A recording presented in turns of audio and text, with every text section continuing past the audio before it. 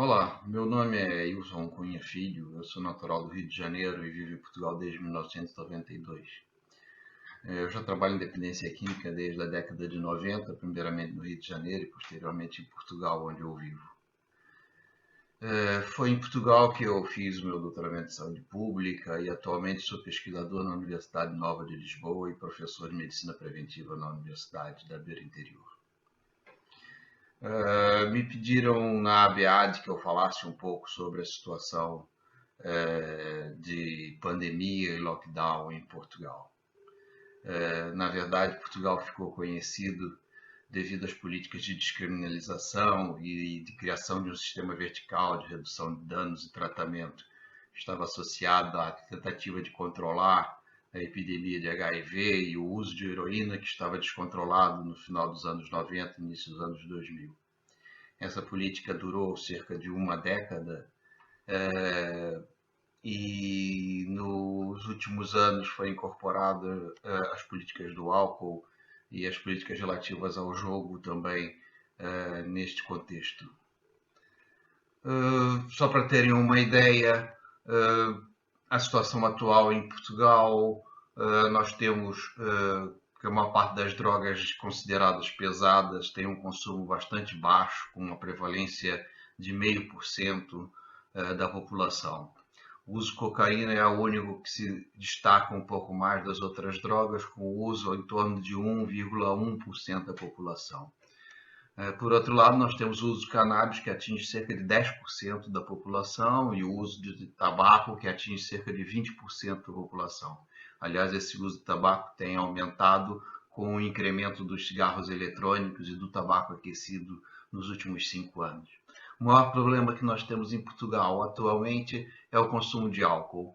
Ele é feito por 60 a 70% da população e os níveis médios de consumo per capita ano rondam os 12 litros de álcool puro, que é extremamente elevado, seja para a Europa, seja para o mundo. Nós entramos em lockdown devido à pandemia em março. Os primeiros casos apareceram em fevereiro e em março nós entramos em lockdown. A parte mais dura deste lockdown ou deste confinamento foi feita a partir da segunda quinzena de março e até o final de abril. Nesta altura não havia nenhuma circulação, todos os serviços não essenciais estavam fechados e foi um confinamento bastante duro. Lentamente agora nós estamos voltando às atividades de rotina, ao trabalho, a alguma possibilidade de circulação, mas com algum cuidado. E o que aconteceu durante esse período? Bom, nós temos alguns estudos já que eles chamam de barômetros, ou seja, de uma recolha imediata de informação que nos mostram como as coisas estão. Em relação às drogas, o Observatório Europeu da Droga e da Toxidependência tem alguns estudos que detectaram que houve uma diminuição do consumo de drogas em Lisboa, ao contrário de outras capitais europeias. E isso pode ter origem tanto no confinamento, como também pode ser explicado por uma redução drástica do turismo em massa que existia em Lisboa. Outra razão também foi o tráfico de drogas também foi muito afetado devido ao fecho das fronteiras e das viagens aéreas e marítimas. Com isso, a qualidade das drogas diminuiu, aquela que é vendida na rua, e o preço, em alguns pontos de vista, chegou a quadriplicar de valor, apesar da redução da procura com o confinamento. Em relação às drogas legais, que são aquelas que mais impacto têm em Portugal. Durante o período de lockdown, a indústria do álcool apostou massivamente no marketing extremamente agressivo para sustentar as suas vendas e compensar o fecho dos estabelecimentos. Ela apostou em ações de responsabilidade social e também fez um aproveitamento em termos de marketing da própria pandemia através de publicidade. Nós podemos dar um exemplo disto, claro, com um anúncio de uma cerveja chamada Superboc.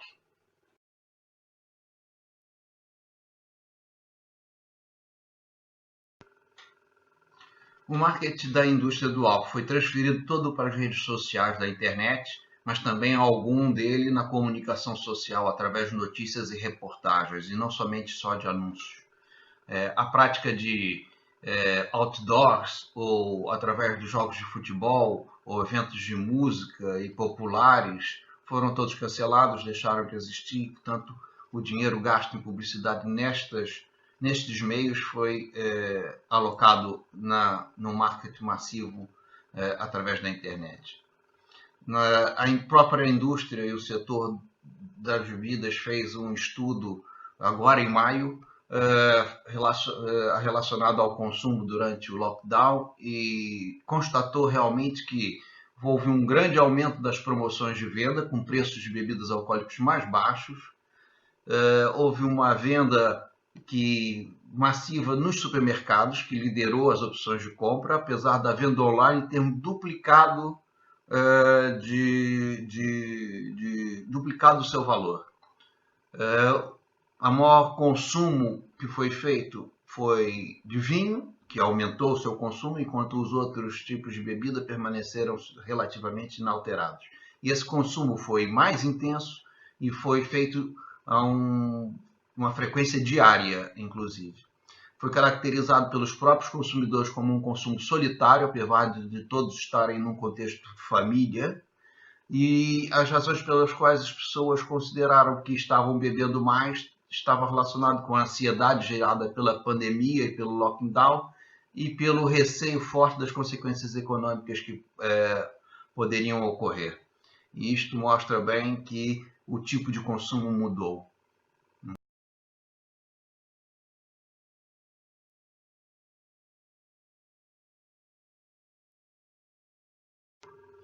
Agora podemos falar sobre a resposta em termos de cuidados de saúde durante esse período.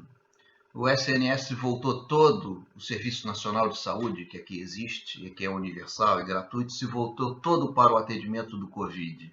Assim foram suspensos todos os atendimentos não urgentes, devido não só ao risco de contágio, mas também ao redirecionamento dos serviços. O mesmo aconteceu na área do álcool e drogas, e os serviços só começam a ser retomados nos próximos dias.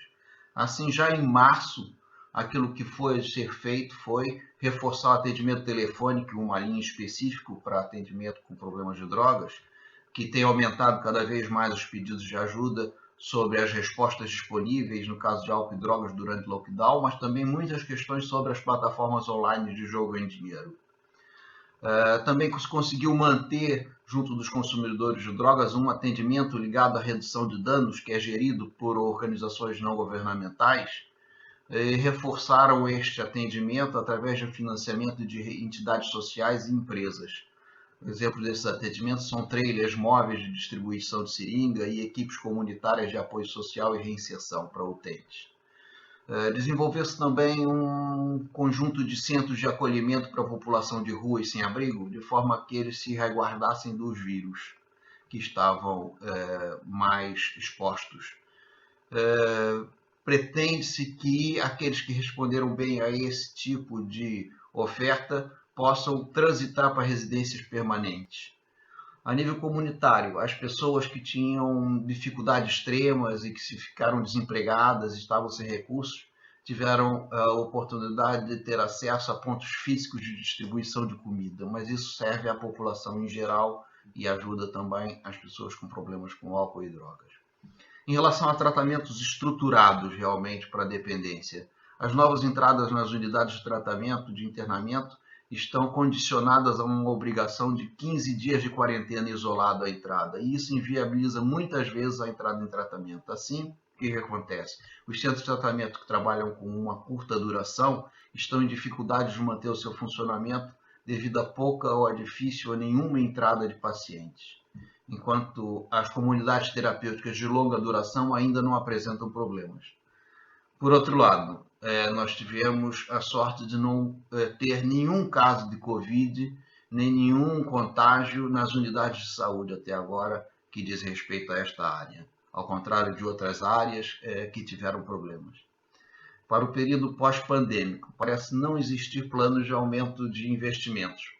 A maior parte das assistências e opções de tratamento devem se restringir àquilo que já existe. Nós sabemos que a situação deve se agravar, está identificado o problema de saúde mental em geral como um problema que é sério, precisa de grande investimento, mas nós não temos planos nesse sentido. A maior preocupação do governo são as políticas sociais devido ao aumento das desigualdades e do risco de desestruturação da sociedade, devido ao grande desemprego e às dificuldades econômicas e a muitas falências. Isso vai beneficiar muito mais as respostas de saúde comunitárias na área da redução de danos e do apoio social. Na verdade, mais do que nunca, as desigualdades sociais e a situação econômica agravada do país são as maiores determinantes de aumento e de agravamento do estado de saúde. Portanto, esta situação que nós estamos vivenciando em Portugal, ela não é muito diferente da situação de outros países, mesmo a nível europeu, que terão que se preparar para enfrentar grandes dificuldades no futuro próximo.